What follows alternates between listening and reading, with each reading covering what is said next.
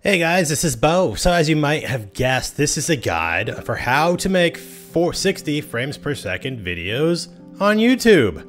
Now that we have the ability to make them, we have to do some stuff, okay? For instance, I'm gonna show you guys how to set up your capture material so that way you're capturing at 60 frames per second. Make sure that there's a lot, actually. There's not a whole lot. It seems easy because, oh yeah, capture 60 and do all 60. Yeah, let's go through this start. Let's just get started. First things first, size of the files is going to be kicked up quite a bit. This is a big thing with the new, basically this. Before you were capturing at 30 frames per second. Sometimes even when you guys are capturing at 24, it depends, right? So it's half the file size. Now, why is that important? The reason it's important is for this one. I just did a little video, captured only 1 minute and 45 seconds worth of Wreckfest, right? And it's 1 minute 45 long, and it was almost 11 gigs. Okay, it's at 1920 by 1080.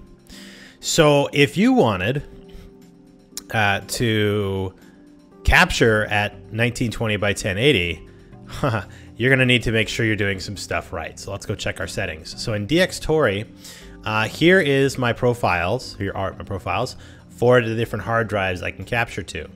Since this is in 1920 by 1080, what you could also do, I just want to do some real quick math to show you why it's important to know how big the files are for over a certain period of time, because we need to figure out how many megabytes is going into each second.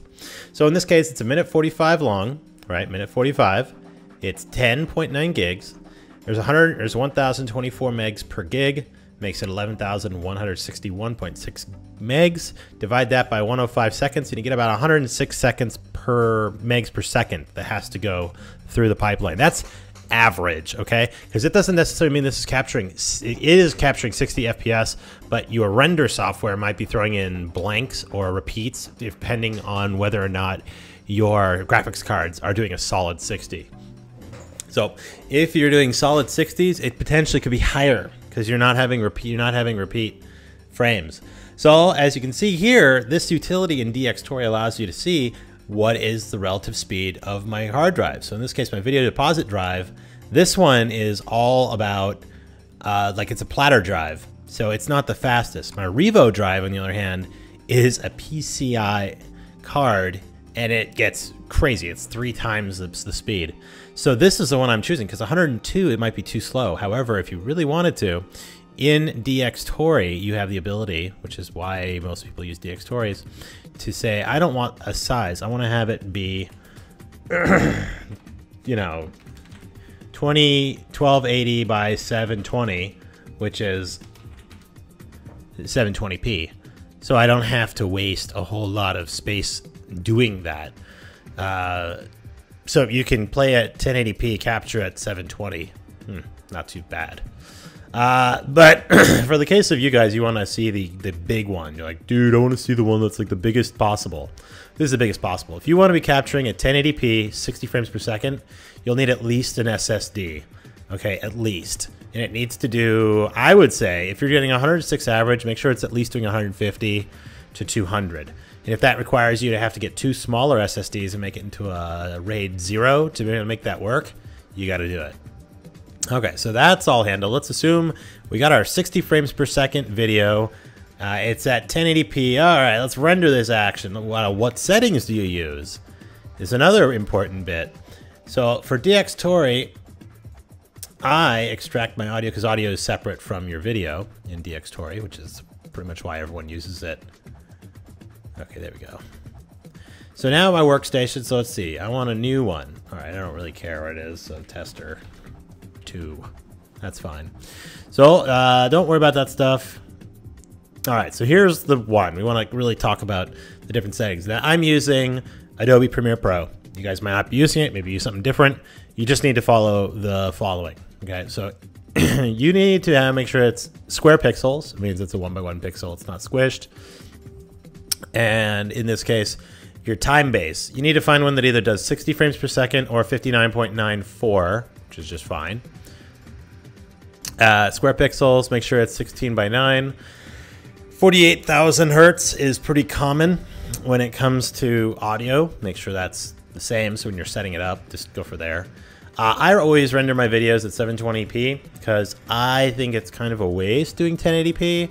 Generally, not too many people use it, and if they do use it, it still looks just as good at 720p, and you'll see that the render sizes are going to be a lot more reasonable, because otherwise the size of your files is going to now be 2 to 2.5 times the size.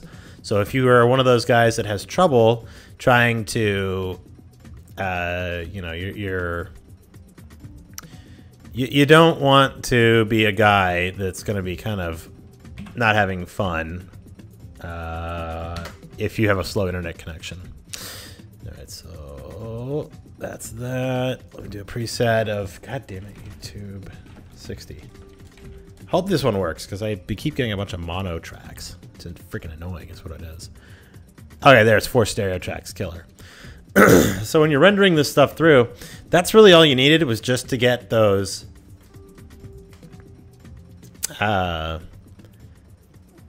just to get the setup initially. You're good to go, because what you want to do is then when you're going through and you say, ah, great, this is perfect, this is what I wanted, I love it. Now what you can do is go through and say, okay, sounds good, let's go and export this thing. So you go to your media, and now in your media exporter, you know, it depends on what software you're using, it looks a lot smaller than it is, don't worry about it. So you're just making sure that see output, that's a problem. You need to output this guy.